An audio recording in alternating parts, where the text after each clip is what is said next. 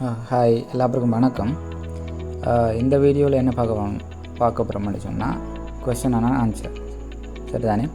நிறைய பேர் நான் போட்ட வீடியோவுக்கு நிறைய கொஸ்டின்ஸ் கேட்டிருக்கீங்க, டவுட்டு கேட்டிருக்கீங்க. மோஸ்ட்லி நான் எல்லாத்துக்குமே ரிப்ளை பண்ணியிருக்கேன்.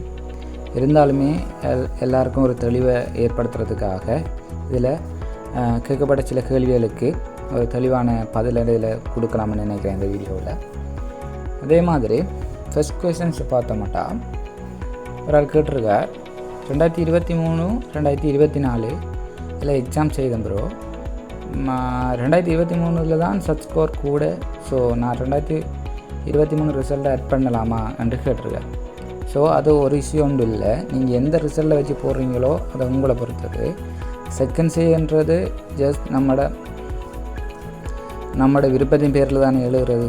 ஸோ எந்த ரிசல்ட்டை வச்சு போடுறீங்களோ அது அமர்ந்து அங்கே எடுபடக்கூடியதாக இருக்குது. நீங்கள் 23 24 அல்லது 22 எழுதினா கூட எது பெஸ்ட் ரிசல்ட்டோ அந்த ரிசல்ட்டை வச்சு நீங்கள் அப்ளை பண்ண இயலும். ரைட். செகண்ட் கொஸ்டின் என்னென்னு சொன்னால் 0.0695 இந்த சச் ஸ்கோருக்கு லோன் ஸ்கீம் கிடைக்குமா என்று கேட்டிருக்கார். மைனஸில் வந்திருக்காது. இதுக்கான பதில் என்னென்னு சொன்னால், நீங்கள் இப்போ இதில் சச் ஸ்கோர் இந்த ஸ்கீமில் நோக்கமே யூனிவர்சிட்டியே கிடைக்காத மாணவர்களுக்கான ஒரு ஸ்காலர்ஷிப் தான். ரைட்.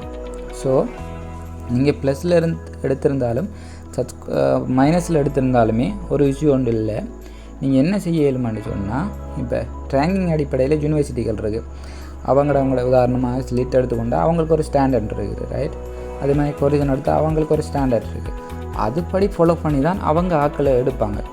இப்போ ஒரு உதாரணத்துக்கு ஒரு 100 பேர் அப்ளை பண்ணுறாங்கன்னு சொன்னால் அதில் 10 எல்லா பேருமே ஐடிக்கு அப்ளை பண்ணுறாங்கன்ற எப்போவுமே. அப்போ அதில் 10 பேரை ஸ்லிட் அந்த சச் ஸ்கோர் கூட இருக்கிறாங்கள அந்த 10 பேரை எடுத்துட்டாங்க. ஏன்னா அவங்கள ஸ்டாண்டர்டுக்கு ஏற்ற மாதிரி.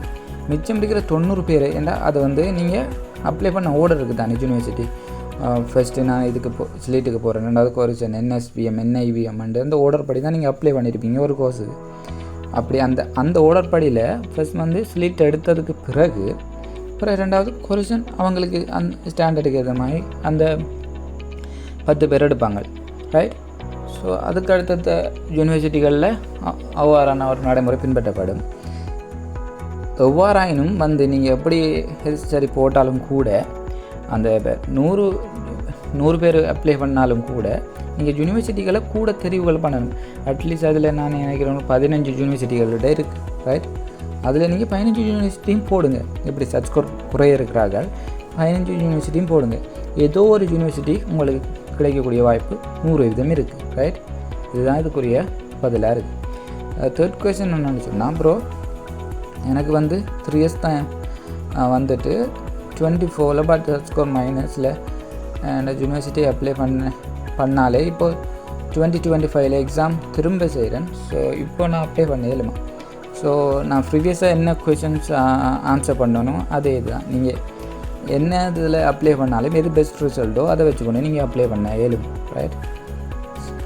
ஃபோர்த் கொஷின் என்னென்னு சொன்னால், அப்ளை பண்ணக்குள்ளே கொடுத்த இமெயில் டெலீட் ஆகிட்டு இப்போ எப்படி இமெயில் சேஞ்ச் பண்ணுறது? ரைட்.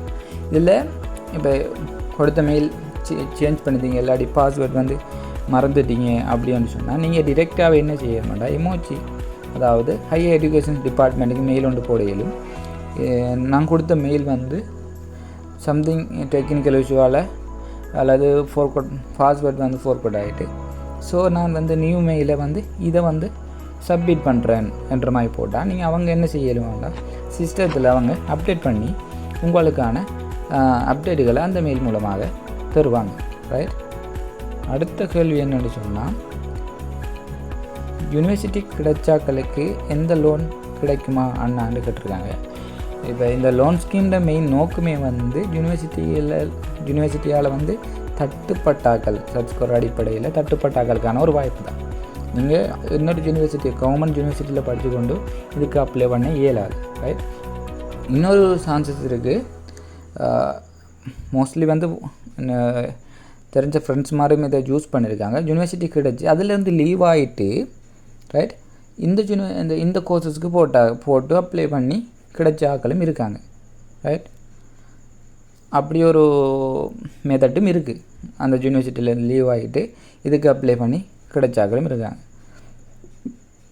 அடுத்தது ஃபைனல் கொஷன் என்னென்னா, நீ எப்போ ப்ரோ நெக்ஸ்ட் இன்டேக் இந்த பீரியடுக்குள்ளே ஒவ்வொரு வருஷமே அவங்க கோல் பண்ணி தான் இருப்பாங்க, ரைட்? இந்த இதுக்குள்ளே நீங்கள் அதுக்கேற்ற மாதிரி பிளான் பண்ணி, இப்போ இந்த சிஸ்டம் எப்படி ஒர்க் ஆகுதுன்னு சொன்னால், ஒவ்வொரு வருடமும் வந்து யூனிவர்சிட்டிக்கு யூனிவர்சிட்டியோட இன்டேக் நடந்த பிற்பாடு 1 இயர் கழித்து தான் இதுக்கான இன்டேக் எடுக்கிறாங்க, ரைட்? இப்போ உதாரணத்துக்கு 2024 வந்து கவர்மெண்ட் யூனிவர்சிட்டிக்கு எடுத்துருப்பாங்க. இப்போ கவர்மெண்ட் லோன் ஸ்கீம் வந்து எத்தனை மாண்டு ஹோல்ட் பண்ணுறாங்கடா 2025, ரைட்? இவ்வாறு தான் இந்த சிஸ்டம் வந்து ஒர்க் ஆகுது. உங்களுக்கு வந்து இப்போ இன்னும் எதுவும்